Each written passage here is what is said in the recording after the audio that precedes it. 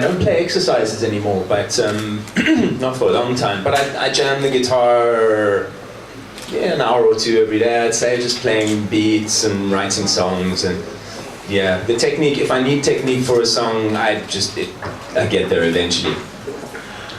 I'd like to just keep improving and write better songs and be a better singer and understand beats more. I'm working now with more computer programs and thinking about producing things and just evolving. That's all you can do. And hopefully be at the point where I can work with amazing artists and make great videos, and I've got to do some cool things. So I think every show is supposed to be special. I usually don't know quite exactly what I'm going to do when I walk on stage. I have an idea, the first song, the second song. I'm creating everything out of nothing, making an orchestra with the guitar and my voice and samples, and you create magic. Sometimes it's difficult in the beginning and you get there in the end. Sometimes it's beautiful from the beginning to the end. And we'll see. We'll see what the energy of the room's like, and hopefully it's me and the audience, and we're all kind of one thing together, and hopefully it will be magical. I know it's on the steps, and I knew it was going to be really cold. It's an interesting place to me because, obviously it's quite a new country. I heard that there's a lot of cash here, so lots of industry and things being built up very, very quickly. But it is quite a mystery to us from the West. Kazakhstan, Kyrgyzstan, all these countries, we don't really know too much. I don't know the people here, the traditionally nomadic people, and I know there's quite a few different cultures here, I guess, from the Russian culture and the nomadic ethnic culture here, and then, we're right by the Chinese border, which is very interesting. I made the record in Cape Town. I went back home to record, which was interesting because my first album was recorded in England, the second album was recorded in Los Angeles, so a different experience, and I got a recording studio on a wine farm where they make wine, and we recorded it over 9 months, or even to a full year, and while we were making it, we watched outside. They made the full cycle of creating the wine over the year, and we made the record, and that's the vine. And the blood was because I really hurt myself to make this record, and in a good way. I sort of pushed myself very hard. I traveled all around the world writing the songs, and when it was finished, I was really, for about 3 to 6 months, a bit of a mess. I had to detox and sleep and nothing else. I don't think I should be limited to any style. If this record, for instance, is much more electronic and influenced by stuff that I loved growing up in the 90s, and trip hop and a lot of electronic stuff. And next record, I might do something totally electronic or totally acoustic. I want to have the freedom to be an artist, and I listen to so many different kinds of music that that my music ends up being a strange mix. I always wanted to be a DJ, which is why I play the guitar so strangely. And when I'm watching a rock band, I love watching a great drummer. That's always quite inspiring. And it's, a good rock band is all about the drummer. That's what makes a great rock band. To teach, I haven't taught guitar in a very long time. I probably haven't done enough of that, but the last 4 years, I haven't really stopped moving. If I hear something I really like, that I think is amazing, then I will send it to someone.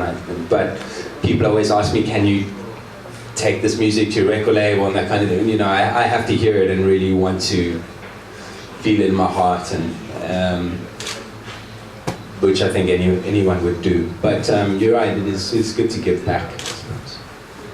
When I was growing up, it was truth, love, and beauty. I'm not sure what that means anymore, but I want to tell the truth with my words, and always have love in my heart, and beauty is very important to me. The music should be beautiful, and my life should be beautiful, and adventure. Not being afraid to have adventures, and to push outside my comfort zone and go do crazy things. Those are, I think, important as an artist. I probably could do it better, Twitter and Facebook. I do try to post something every day or every 2 days, depending on where I am in the world, and if people send me messages, I'll communicate with them. There are people who are really amazing at doing it on Twitter every 2 minutes. This is not me. I want to also have a life without telling everyone what my life is all the time.